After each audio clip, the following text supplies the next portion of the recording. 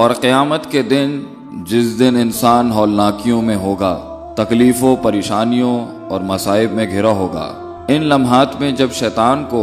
اللہ تعالی جہنم میں ڈال رہے ہوں گے، اسی دوران اللہ تعالیٰ نے اس کا ایک مکالمہ سورہ ابراہیم کی آیت نمبر 22 کے اندر نقل کیا ہے۔ وقال الشیطان لما قضی الامر، اور شیطان کہے گا اس دن جس دن فیصلے سنا دیے جائیں گے، ان اللہ وعدکم وعد الحق کی، کہ جو اللہ کے تم سے وعدے تھے، جو اللہ کے تم سے پرومسز تھے کہ وہ تمہیں جنت دے گا، وہ تمہیں عیش و عشرت کی زندگی دے گا، وہ مسرت اور راحت سے بھری، وہ باغات سے بھری، وہ سکون دے گا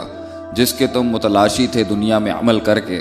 بے شک کہ اللہ کا جو وعدہ تھا وہ سچا تھا۔ وَوَعَدتُّكُمْ فَخْلَفْتُكُمْ، اور جو میں نے تم سے وعدہ کیا تھا کہ دنیا ہمیشہ رہے گی، ابدی ہے، اسی میں جی لو، جو کرنا ہے اسی میں کر لو، عیاشی کر لو، وقت کو ضائع کر دو، اپنی زندگی کو شرک میں مبتلا کر کے گانے بجانے، ساز باجے اور اپنے جسم، زبان، آنکھ اور اپنے پیٹ سے غیبت، حرام اور کبائر کا ایک لمبا سلسلہ جس کی میں دعوت دیتا تھا، آج میں اپنے وعدوں کی مخالفت کرتا ہوں۔ میں دنیا کے اندر اور اس آخرت میں تمہیں فلاح اور کامیابی نہیں دے سکا اور پہلے بھی نہیں دے سکتا تھا۔ وما کان لی علیکم من سلطان، لیکن آج تمہیں ایک بات ضرور بتا دوں کہ میں تمہارے اوپر غالب نہیں تھا، الا ان دعوتکم، میں نے تو صرف تمہیں پکارا تھا، ہاتھ پکڑ کے نہیں لے کے گیا تھا میں تمہیں شراب خانوں میں، ہاتھ پکڑ کے نہیں لے کے گیا تھا میں تمہیں ناچنے گانے کے لیے،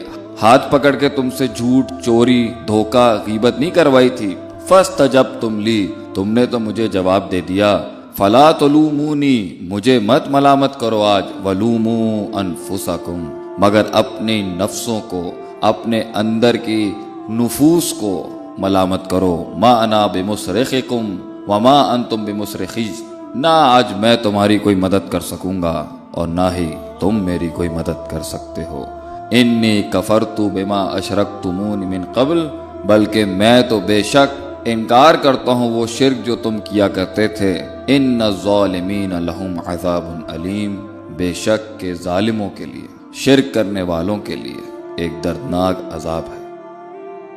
ہمارے لیے اس میں ایک بہت گہرا، بہت دقیق، بہت فہیم میسج ہے کہ اس دنیا کے اندر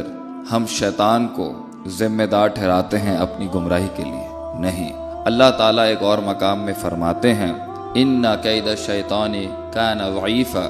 بے شک کہ شیطان کے مکر، فریب، اس کی وسپرنگز اور اس کے وسواس اور اس کے وساوس، یہ سب بہت کمزور ہیں، یہ انسان پہ غالب نہیں ہو سکتے۔ یہ تو ٹیمپٹیشن ہے، یہ تو وہ پکارتا ہے شہوات کے ذریعے، لیکن اگر اللہ کی رسی کو انسان مضبوطی سے تھام لے اور اگر اللہ کے میسج کو، اس کے احکامات کو اور اس کے دیے ہوئے وعد اور وعید کو، اس کی دھمکیوں کو اور اس کی بشارتوں کو اگر انسان اپنی روح میں اتار لے، انسان زندگی کے اس سخت امتحان سے فلاح، کامیابی اور اپنی منزل مقصود تک ضرور پہنچ جائے گا۔